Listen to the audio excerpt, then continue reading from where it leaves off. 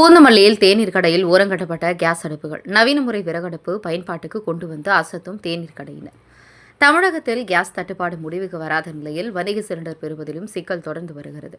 இதனால் உணவகங்கள், தேநீர் விடுதிகள் கடும் இன்னலை சந்தித்து வரும் நிலையில் விலையேற்றம், உணவு பட்டியல் குறைப்பு உள்ளிட்ட பல்வேறு நடவடிக்கைகள் ஓட்டல் நிர்வாகத்தினர் ஈடுபட்டு வருகின்றனர்.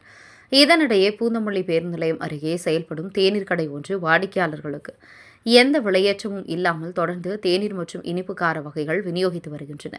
தேநீர் கடையில் பயன்படுத்தி வந்த கேஸ் அடுப்பை ஓரம் கட்டிவிட்டு பிராய்லர் மூலம் தீயை கட்டுப்படுத்தும் வகையில் செயல்படும் நவீன விறகடுப்புக்கு மாறியுள்ளனர். தேநீர் மட்டும் போடுவதற்கு இந்த அடுப்பை பயன்படுத்தும் நிலையில் இனிப்பு கார வகைகள் சமைக்க முழுமையாக விறகடுப்புக்கே மாறிவிட்டன. இதனால் கட்டணத்தில் எந்த மாற்றமும் இன்றி தேநீர் 10 ரூபாய்க்கும், கார வகைகள் 10 ரூபாய்க்கும் தொடர்ந்து விற்பனை செய்து வருகின்றனர்.